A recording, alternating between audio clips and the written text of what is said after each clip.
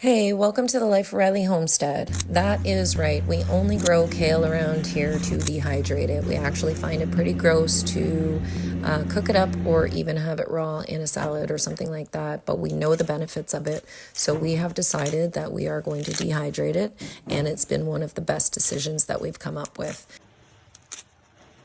We just harvest it often because it grows really, really fast.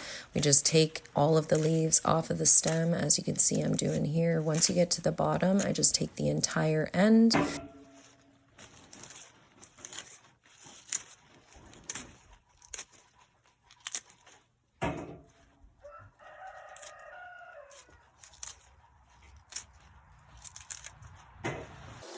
We'll just speed things up here. So I just continue to do this repeatedly.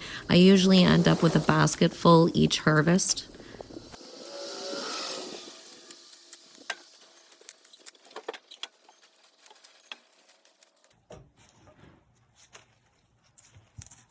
Before we had bunnies, I would dehydrate the stem as well. They take a lot longer than the leaf to dehydrate, so I would put those on a different sheet. But now that we have bunnies, they love them, so they definitely go to them. One of the tricky parts about dehydrating for us is that it heats up the house quite a bit. So we like to do it during the night on a cooler night. And for the day, I will just set them in this rack and let them dry in the sun as much as they can. When moving to our homestead, we budgeted for fridge, stove, etc. We did not budget for a dehydrator, and after looking into the prices of them, we were really shocked. So it was a no-brainer when we found this stove that has a dehydrating option on it. I really like using these dollar store oven trays. They allow me to use every bit of the oven. I leave a small gap on either side and a little bit in the back just for air circulation, and cover the rest as much as I can. So I do pile on top of each other just a little bit, nice and light. I had 2 upper trays and a half back tray.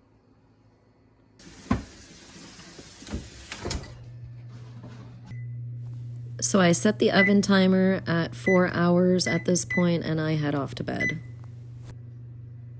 Unfortunately, I didn't get a video for you guys, but I did condense those 2.5 trays down to this 1 tray at that 4-hour mark. And then I set it for another hour and a half, and this is me crumbling it at that time. So a total of 5.5 hours.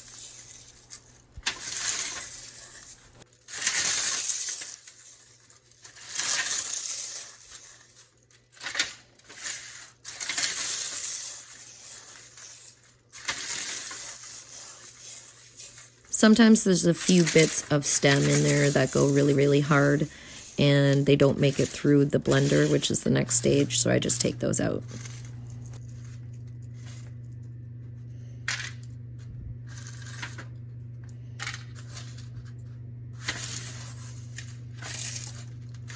So once it's pretty crumbled up by hand, we put it in the blender.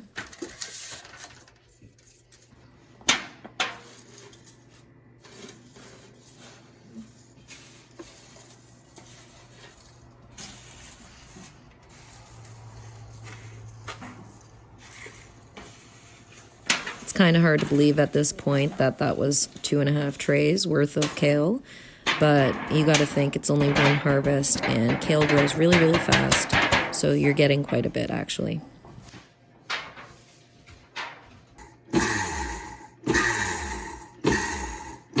There is probably another machine that you can do this with, but we have had this baby for years and years, and it's always done us well.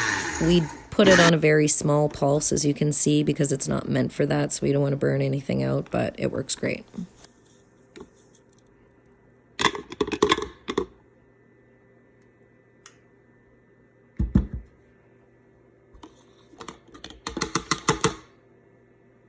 I love to use these jars that we buy our coffee in.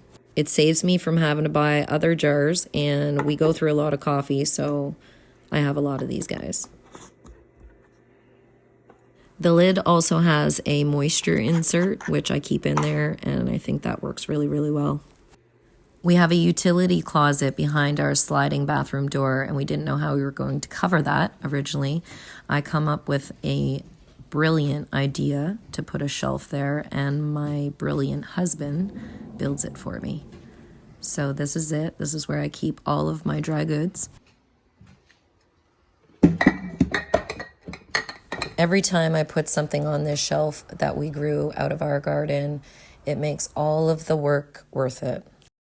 Thank you so much for checking out our channel, The Life of Riley Homestead. If you enjoyed this video, please tell us about it in the comments. Give us a like and a share. And as always, if you haven't subscribed yet, please do.